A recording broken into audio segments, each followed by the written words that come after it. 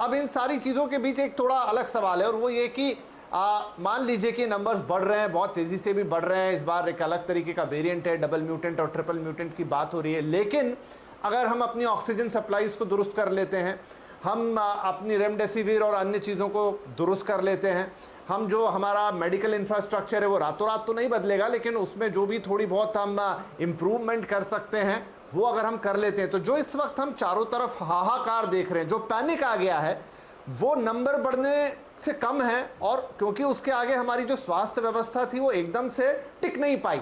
तो लेकिन अगर ये जो लूप होल्स बन गए इन्हें हम पूरा कर लेंगे तो क्या हम एक स्टेबिलिटी टाइप की फील करेंगे? हो सकता है हमारे नंबर बढ़ते रहें, हो सकता है ज्यादा मरीज आते रहें, लेकिन हम उन्हें संभालने की स्थिति में होंगे सर।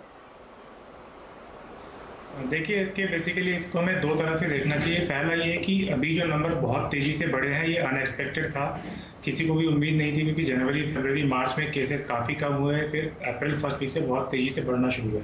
तो all of a sudden health care पे बहुत मैसिव बर्डन पड़ा। और उससे भी ज़्यादा हम लोग के लिए स्ट्रेंज चीज़ ये रही कि इस बार यंग लोग काफ़ी तेज़ी से अफेक्ट हो रहे थे, काफ़ी ज़्यादा मोर्टैलिटीज उनके अंदर देखने को मिल रही थी। इसका रीज़न नहीं है, इसका रीज़न ये है कि वायरस का म्यूटेशन इतना स्ट्रॉन्ग हो चुका है, इतना विरुलेंस बढ़ चुकी है कि यंग लोग जिनमें पहले लंग इन्फेक्शन कम आ रही थी उनमें बहुत ज़्यादा आ रही है। रेमडेसिविर की जहाँ तक बात है, या जिस तरह जहाँ तक मेडिसिन की भी बात है, अगर number of cases which I can anticipate की 15 मई या 20 मई के आसपास से कम होने शुरू हो जाएंगे, तो जहाँ तक मेडिसिन सप्लाई की बात है, आई डोंट फील कि उसकी वजह से ज़्यादा डेथ हो रही है, उसकी वजह से ज़्यादा कैजुअलिटीज हो रही है।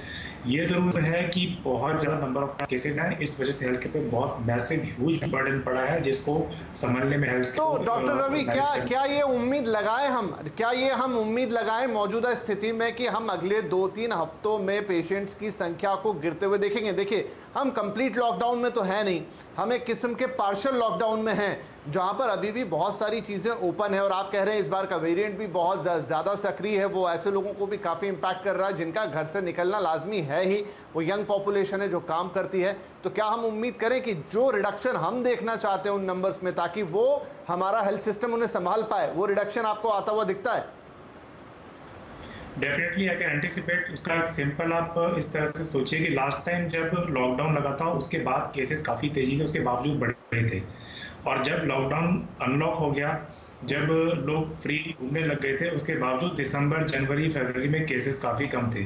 तो रेदर देन लॉकडाउन इस वायरस की कंटेजियसनेस का और विरुलेंस का बहुत ज़्यादा असर वायरस के अंदर खुद ही है, मतलब खुद ही किस तरह से म्यूटेट करता है वो ज़्यादा important rather than having a lockdown.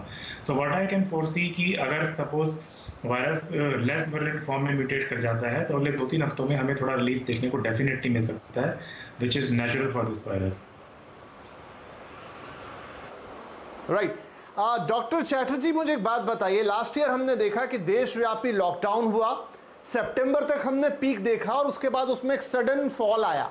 वो सडन फॉल आप किस चीज को एट्रीब्यूट करेंगे? क्या हमारा लॉकडाउन इतना स्ट्रांग था कि हम वो चेन को ब्रेक करने में कामयाब रहे, या फिर ऐसा कुछ हुआ कि वायरस नेचुरली एक हद तक वीक पड़ा, और फिर ऐसा क्या घटा कि हमने देखा कि 15-20 दिन के अंदर तो फिर विस्फोट हो गया? ये दोनों तीनों फैक्टर्स इसमें काम करी होंगी। ऑब्वियसली लॉकडाउन से जो पहला लॉकडाउन था उसका फायदा तो ये हुआ कि हमको उसमें रैंप अप करने को टाइम दिया, to ramp up all the services, the health care services को हमको प्रिपेयर होने का टाइम दिया। क्योंकि अगर उस समय हम लोग लॉकडाउन नहीं करते तो हम लोग सब अनप्रिपेयर्ड थे ऐसी बीमारी के लिए। ये तो एक नई बीमारी थी जिसके बारे में पता भी नहीं था, और हम लोग पूरे तब तो एकदम हेल्थ केयर सिस्टम एकदम डूब जाता फिर एकदम, क्योंकि कोई तैयारी